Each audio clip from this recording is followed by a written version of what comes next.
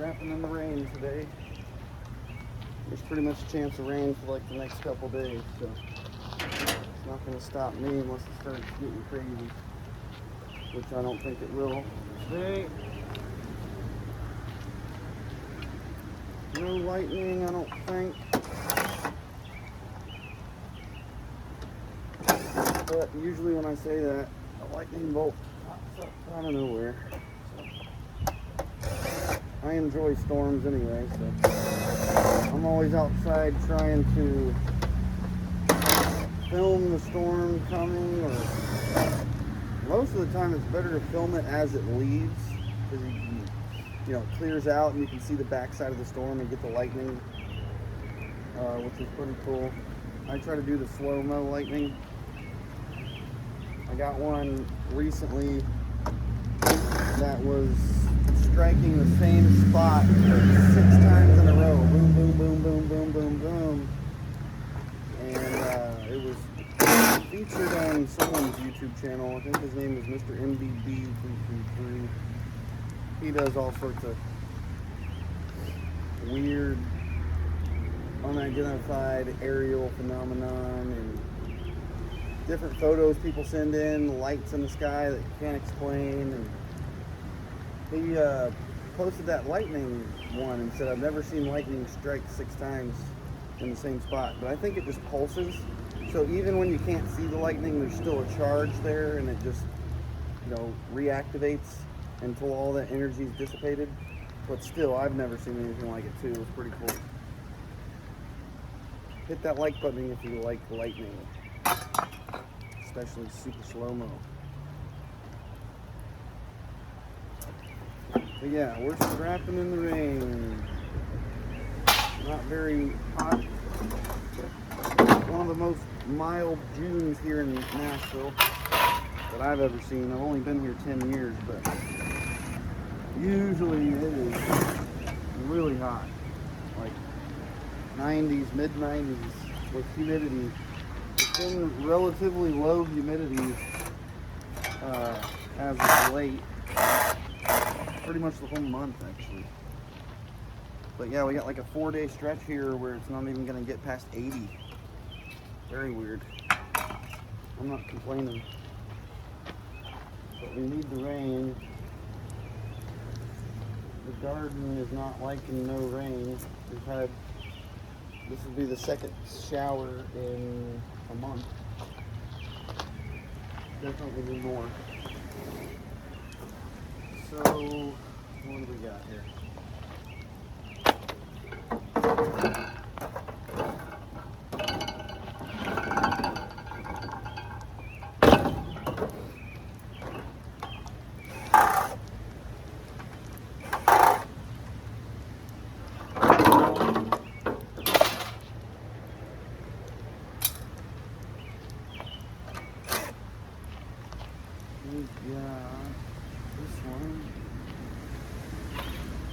This one's all aluminum except for these outer pieces, but along all the coils is aluminum, so we won't have to trim any of that off.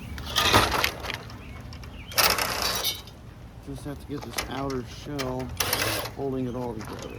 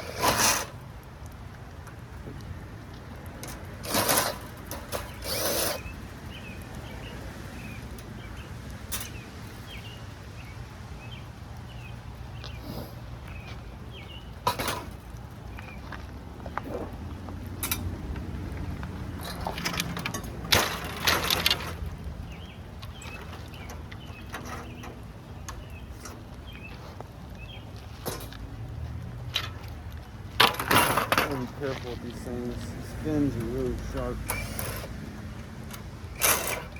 Cut you in a heartbeat.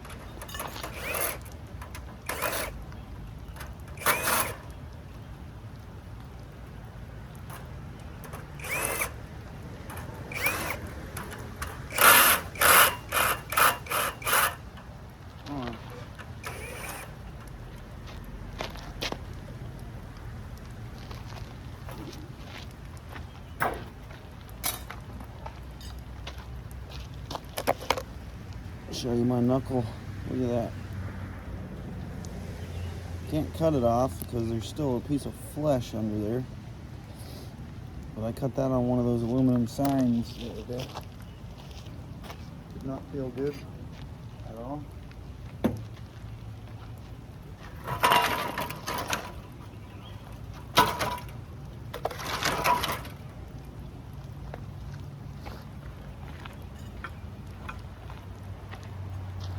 I will cut these off, however,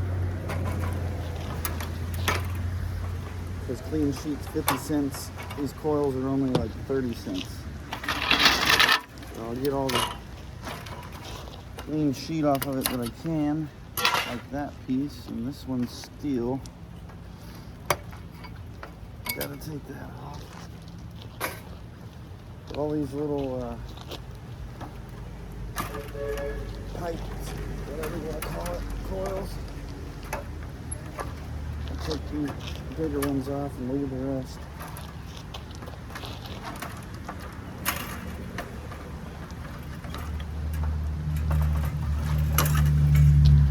And there's a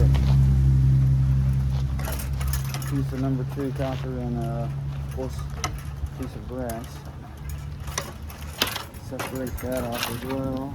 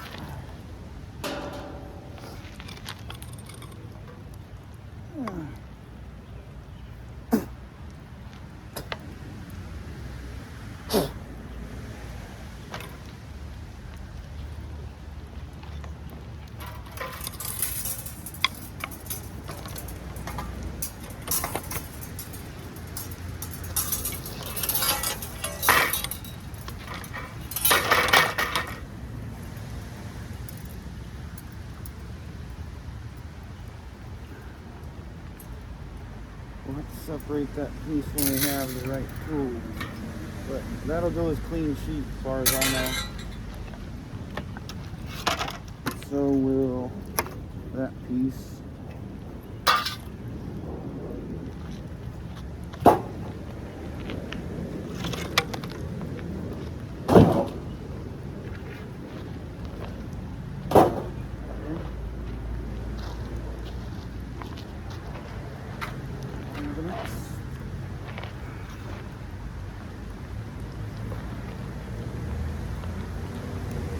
This one's the copper aluminum.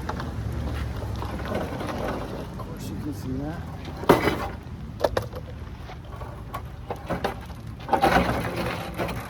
But for those that don't know, cut these ends off.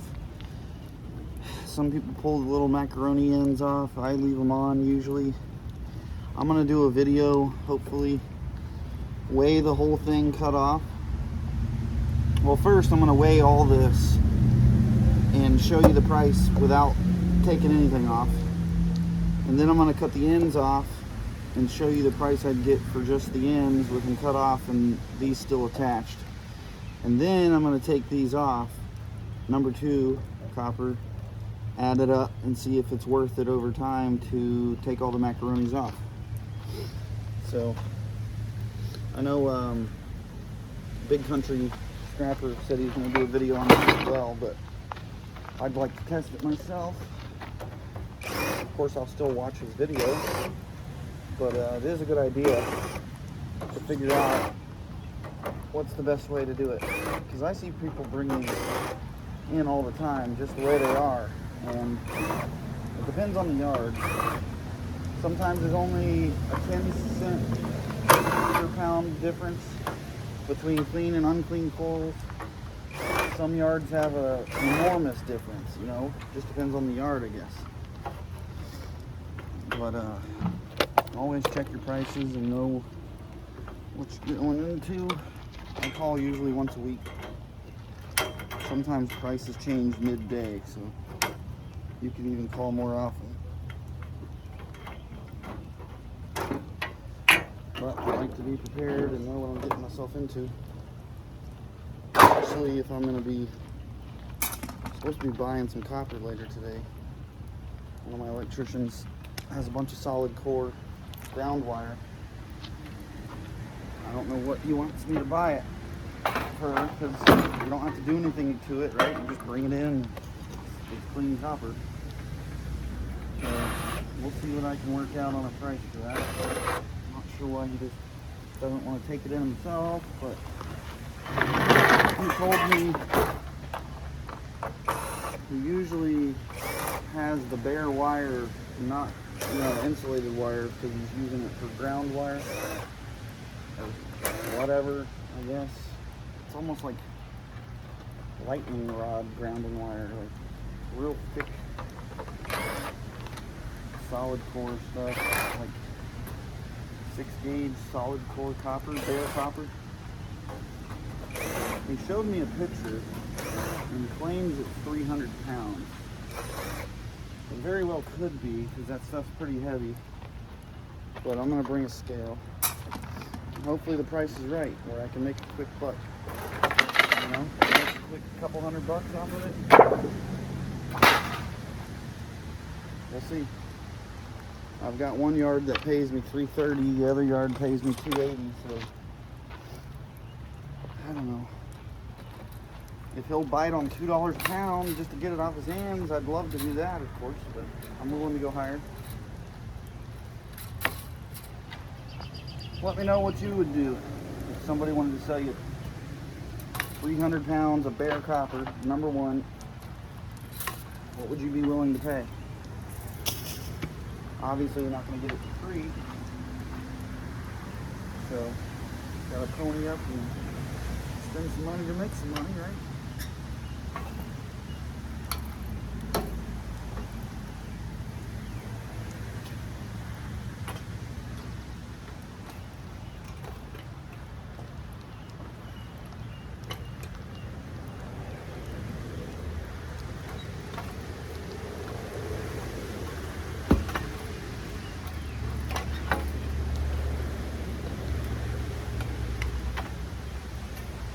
Show you all what I'm doing here. These are my absolute favorite things to cut through copper with. You can do it with wire. These are big cable cutters. I think they're like 26-inch, something like that. But I mean, they're pretty wide on the mouth. Of course, you're limited to whatever you can fit in there, but they've got bigger ones, which I want to get some because I've been dealing with some real big copper lately. But I see people using the bolt cutters, and I started with those and got tired of crimping and then having to bend back and forth to get it off, you know. I recommend you upgrade to these. We're doing all that. That was some nice corals.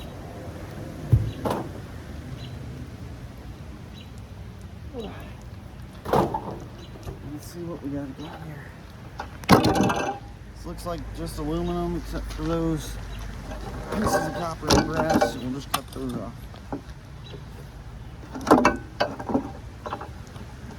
A couple pieces of number 1 in there. Just gotta cut it off. Some yards don't take AC stuff as number 1 because it's got oil running through it, but my yards do. I don't see why that would make a difference. To me, all that stuff's drained out, so doesn't really have any weight, right? It's not there. So let's see. I think we're good on that.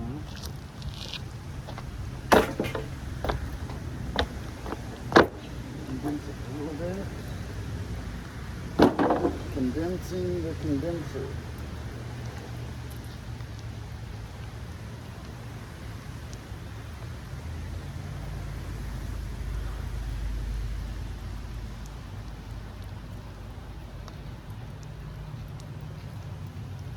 How's that AMSR or ASR or ASMR or MRSA, whatever they call it, that rain? How's that rain ASMR?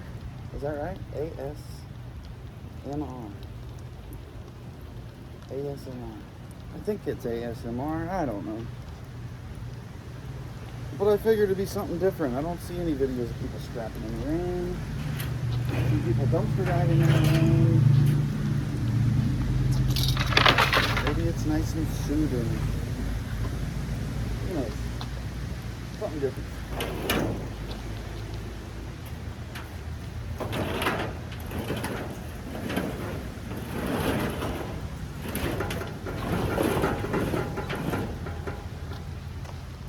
See if we can change the angle up here. I'm gonna do this on the trailer this time.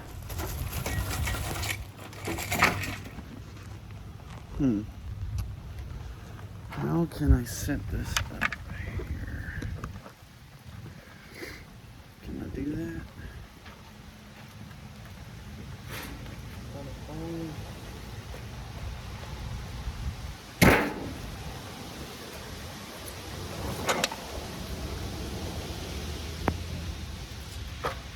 Make a little umbrella sometimes. Yeah. How's that? Good? Okay. You with me?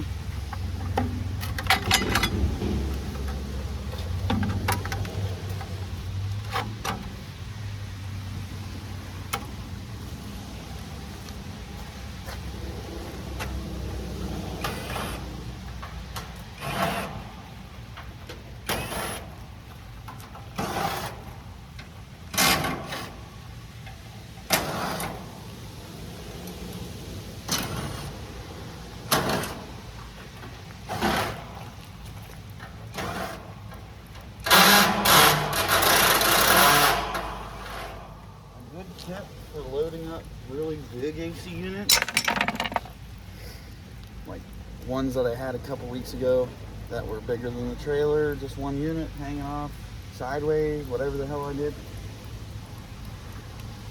If it's too heavy for one person to move, you're gonna have to break it down on your trailer. So what I recommend, if you have someone helping you load it wherever you're getting it, is take out all these bottom screws, at least the ones that are below the rail of your trailer, because you can't, get to those very easily from, whatever angle you're trying to attack it. You take those off, it doesn't compromise the structural integrity of said unit. So if you take all these out before you put it on the trailer, you don't have to move it off the trailer to break it down. Nice little thing that I figured out after many, many times of struggling to break open the bottom of this stuff. Because sometimes you got to get the whole panel off to get to something else. So that's the best way I've found it. Of course, I didn't do it with these. These are small units, I can move them. Or the bigger stuff definitely helps.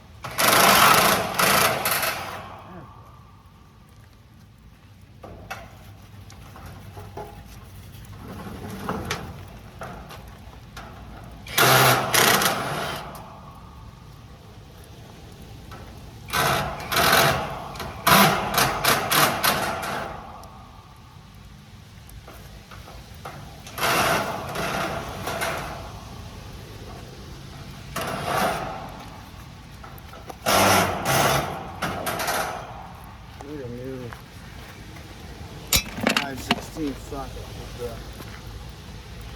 thing chewed up. What do you want to grab?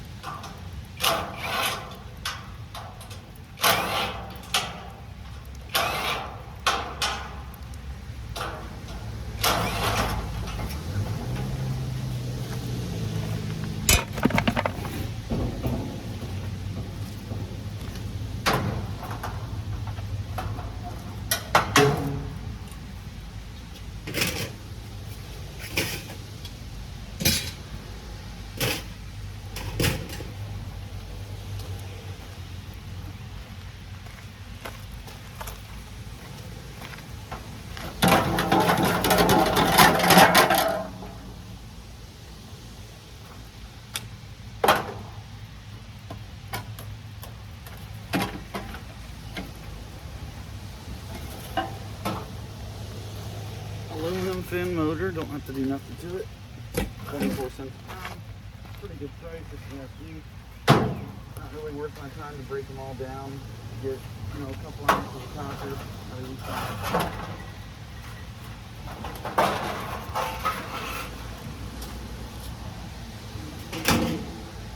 I do get a lot of motors, so it probably could be worth it, but I get so much other stuff that it eats into my time of breaking other stuff down. Like trailer full of AC.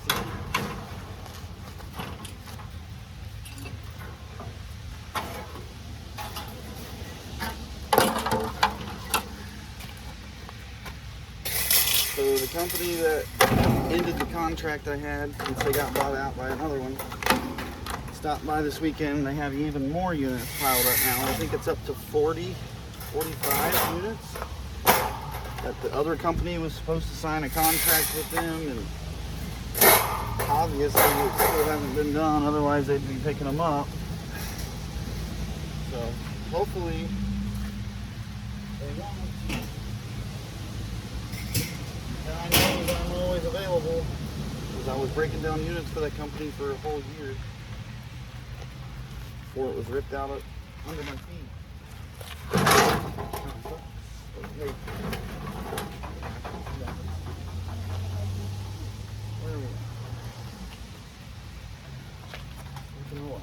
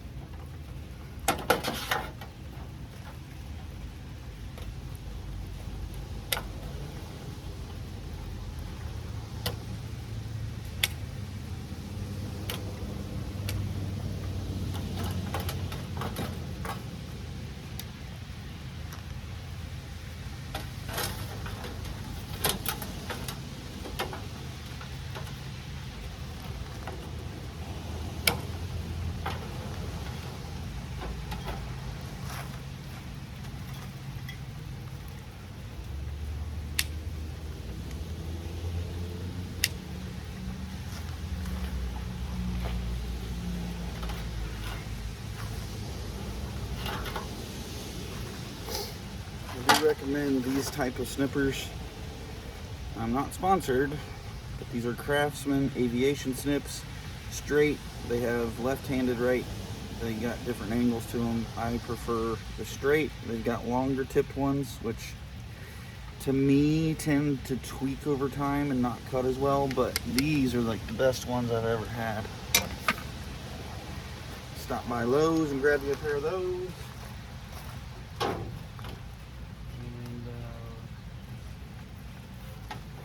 And what do we got?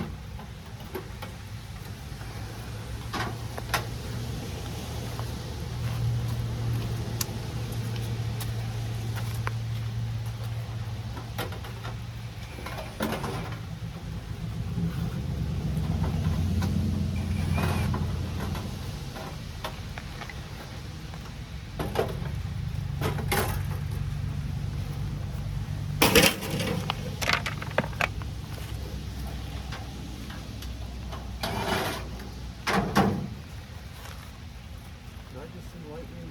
I swear I saw lightning. Maybe not. We'll find out in a second.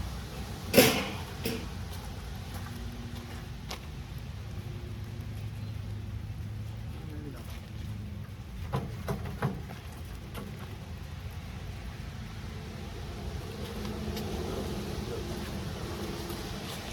Big snippers. These are supposed to all be evacuated. I'm not sure. They're supposed to be. We'll see in a second.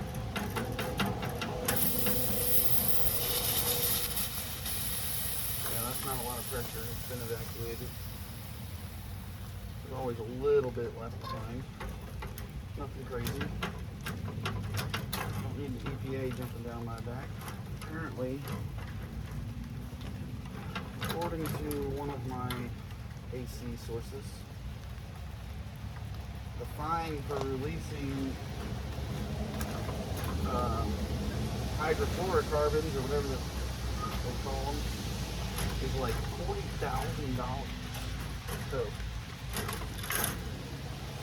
hopefully the companies evacuate all this stuff, and hopefully there's no prying eyes watching turn me in if I don't. I'm going to be learning how to evacuate the system, and one of my AC guys said I might be able to use his recovery system to recover that stuff, because apparently you can turn that stuff in just like you turn in metal at a scrapyard, and you get a kickback for the used Freon or refrigerant or whatever it uses. And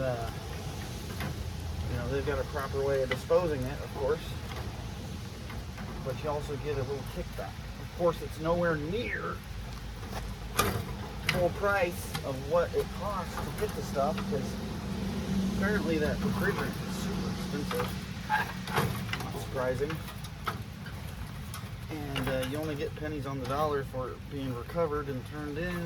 But hey, you gotta do it anyway. Why not turn it in for some money, right? Just like breaking down scrap, This pipe probably cost 50 times more than the scrap value, but hey, we're here, we're doing it. Make money.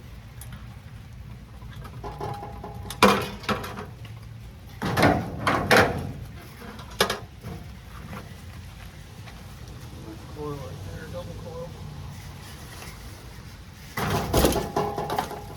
Very nice. Alright, so when I'm cutting ends off of these sealed units, I'll get up here close and show you. I leave a few extra inches because just right up next to it, that first few inches is steel anyway, but I leave an extra inch or two of copper on there, and there's a good reason for it.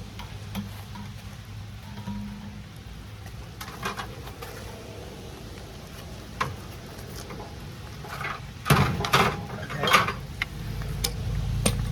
There's a good reason for it. There's a bunch of oil in this stuff. And if you pour it out, you're losing weight. And there's no requirement that you dispose of the oil before you bring it in. But it is nice when they go to pick it up, since it's so heavy, sometimes they carry it sideways, this way, that way. If you crimp these shut, you're going to make the guys at the scrapyard much happier. All it takes is a few good whacks.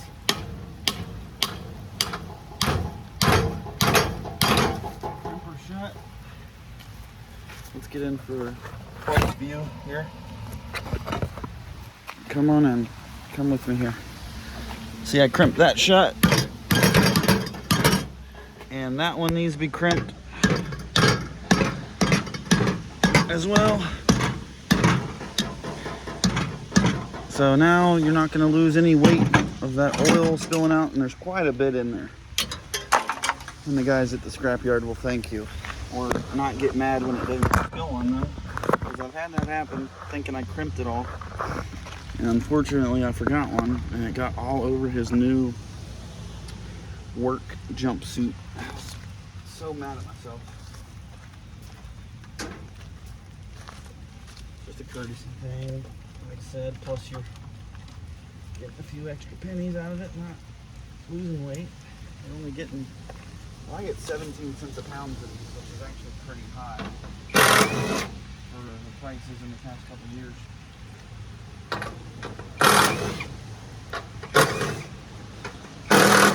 You really don't want to lose any weight. Keep those bolts in their little home.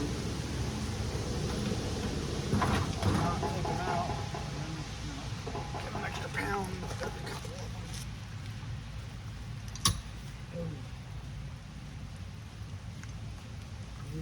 My shorts. Okay.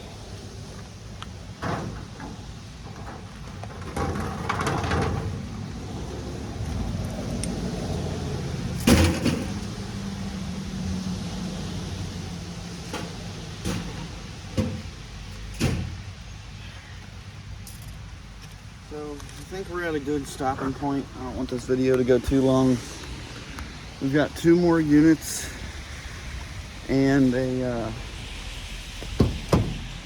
furnace, which there's not much left there because the motor out of it and the blower is missing. So there's really not much there. It's just a cavity for us to fill up. But we got some electrical panels I found today with some good little chunks of copper with it. Not a lot, but copper's copper, right? So let me find out. There you go. I believe that's like quadruple 0 4-aught is what they call it. But I am, let me see here. Where's this piece going? I am supposed to be getting a bunch of this ground wire, solid core. I just need to call the guy and see what he wants to work out a price on and hopefully make a little bit of money, like I said. So appreciate you stopping by in the rain with me today, and we'll see you soon.